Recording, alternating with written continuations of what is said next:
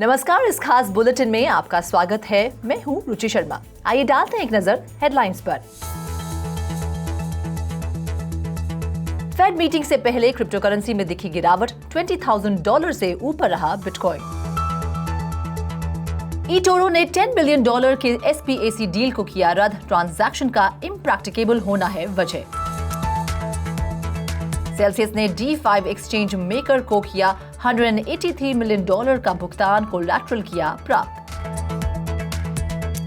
European union law makers के मुताबिक NFT platform पर लागू होना चाहिए मनी लॉन्ड्रिंग कानून।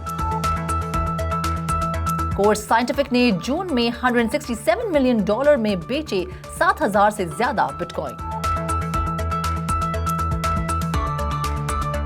Bullish.com ने लिया कर्मचारियों की छटनी का फैसला। क्रिप्टो एग्जीक्यूटिव्स ने Web3 इन्वेस्टमेंट फर्म Tangent को किया लॉन्च।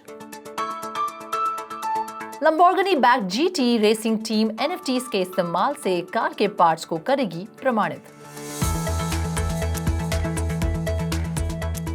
बुधवार को एशियन मॉर्निंग ट्रेड्स में क्रिप्टो करेंसी को नीचे फिसलते हुए देखा गया, क्योंकि फेडरल रिजर्व मीटिंग्स के मिनट्स जारी होने से पहले इन्वेस्टर्स सतर्क हो गए हैं। वहीं बिटकॉइन को $20,000 से ऊपर ट्रेड करते हुए देखा गया। मार्केट में दोपहर के बड़े उलटफेर के बाद यूएस इक्विटीज फ्यूचर फ्लैट देखा गया था। बॉन्ड यील्ड्स गिरने के से ग्रोथ स्टॉक में बढ़ावा मिला है। इस दौरान S&P 500 ट्रेडिंग के फाइनल आवर में 2% नीचे रहा और दिन के आखिर में 0.2% की बढ़त देखी गई। वहीं टेक हैवी नैस्डैक कॉम्पोजिट ने आउट परफॉर्म करते हुए 1.75% की बढ़त देखी। सप्लाई मैनेजमेंट ने जून के लिए उम्मीद से कमजोर मैन्युफैक्चरिंग आउटपुट देखा है। ऑयल प्राइसेस $100 प्रति बैरल से नीचे गिरकर इकोनॉमिक स्लोडाउन की ओर इशारा कर रहे हैं। इन सबके बीच बिटकॉइन ने हाल ही में पिछले 24 घंटों में 0.4% की गिरावट के साथ अराउंड $20,200 पर ट्रेड किया, जबकि ईथर को उसी समय के दौरान 1% की गिरावट के साथ अराउंड $1,130 पर ट्रेड करते हुए देखा गया। वहीं दूसरे मेजर ऑल्ट कॉइन्स ने भी नीचे फिसलते हुए ट्रेड किया है। फर्म ने मंगलवार को अनाउंस किया है कि special purpose acquisition company fintech acquisition corp V के साथ मर्जर के माध्यम से ट्रेडिंग प्लेटफॉर्म eToro की प्लान्ड पब्लिक लिस्टिंग को समाप्त कर दिया गया है।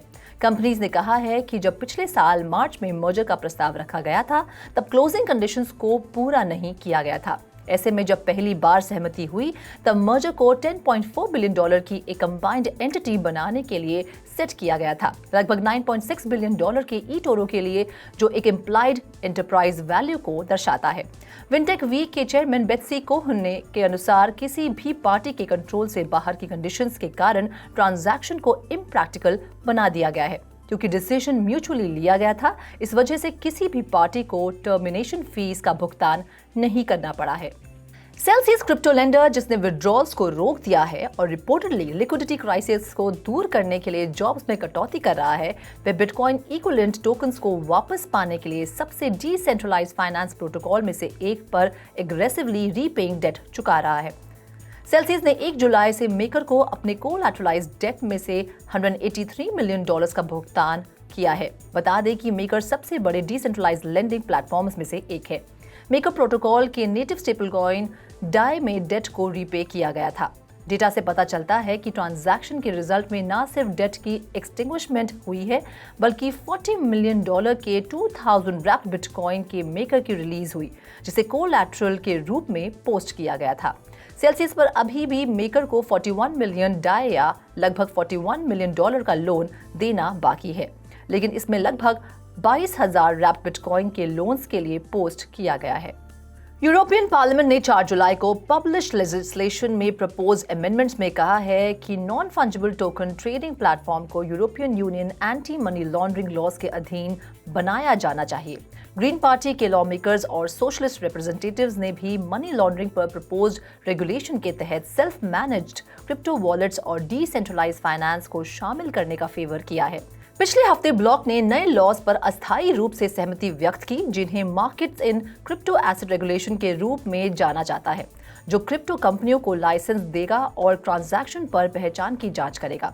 हालांकि European commission detailed money laundering procedures को वाइडर ओवरहॉल के लिए छोड़ने का इच्छुक था, जिसमें बैंकिंग जैसे क्षेत्रों को भी शामिल किया गया है। कोर साइंटिफिक ने कहा है कि उसने पिछले महीने $23,000 की औसत कीमत पर 7,202 बिटकॉइन बेचे और लगभग $167 मिलियन जुटाए। कंपनी ने कहा कि सेल से हुई कमाई का इस्तेमाल वे मुख्य रूप से ASIC सर्वर्स के payments, additional data centre capacity और डेट रीपेमेंट्स के लिए करेगा। ऐसे में कोर ने कहा है कि वे operating expenses, fund growth, retire debt और लिक्विडिटी बनाए रखने के लिए सेल्फ माइंड बिटकॉइंस बेचना जारी रखेगा। कोर के CEO माइक लेविट ने बयान में कहा है कि कंपनी इस चुनौतीपूर्ण माहौल को पूरा करने के लिए अपनी बैलेंस शीट को मजबूत करने और लिक्विडिटी को बढ़ाने के लिए काम कर रही थी और इस तरह से वे यील्ड होने वाले डिस्ट्रेस्ड अपॉर्चुनिटीज का एडवांटेज लेगी। कोर साइंटिफिक के ऑपरेशंस ने जून में 1106 बिटकॉइन को प्रोड्यूस किया, एक दिन में लगभग 36.9 बिटकॉइन, जो मई की तुलना में थोड़ा ज्यादा थे। कोर ने अपने अपडेट में कहा है कि जून में सर्वर डिप्लॉयमेंट से बिटकॉइन प्रोडक्शन में मदद मिली, लेकिन प्रोडक्शन की ग्रोथ कर्टेलमेंट एक्टिविटी में सब्सटैंशियल इंक्रीज द्वारा लिमिटेड थी। इस तरह से महीने के दौरान डेली प्रोडक्शन में लगभग 14% की वृद्धि हुई। Bullish.com इंस्टीट्यूशनल क्लाइंट्स की सेवा करने वाला एक क्रिप्टो एक्सचेंज कट ऑफ बनाने में राइवल के साथ शामिल हो गया है, क्योंकि मार्केट लगातार कमजोरी के दौर से जूझ रही है। बुलिश में 30 से कम स्टाफ मेंबर्स ने अपनी नौकरी खो दी है, जो कि इसके लिंक्डइन प्रोफाइल के अनुसार लगभग 270 लोगों को रोजगार देता है।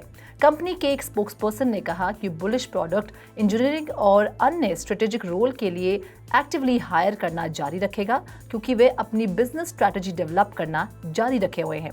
नौकरियों में कटौती करके बुलिश दूसरे क्रिप्टो फर्म्स में शामिल हो जाता है जो मार्केट डाउनटर्न के कारण स्ट्रगल कर रहे हैं। हाल के हफ्तों में कॉइनबेस, जेमिनाई, बिटमेक्स, OSL और एपरा सभी ने अपने वर्कफोर्सेस की छटनी की है।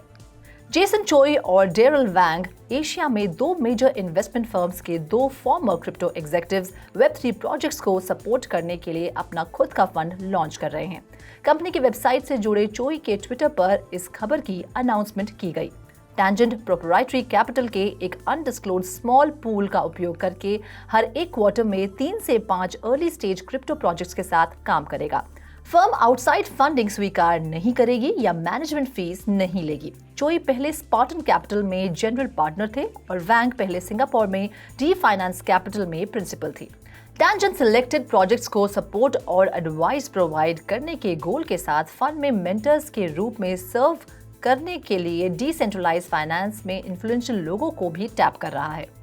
लंबोर्गिनी के मोटर स्पोर्ट डिपार्टमेंट द्वारा backed GT racing team Vincenzo Sospiri racing ने रेसिंग कार पार्ट्स को सर्टिफाई करने वाले प्रोग्राम को लॉन्च करने के लिए non fungible token platform GO2 NFT के साथ अपनी साझेदारी की घोषणा की है।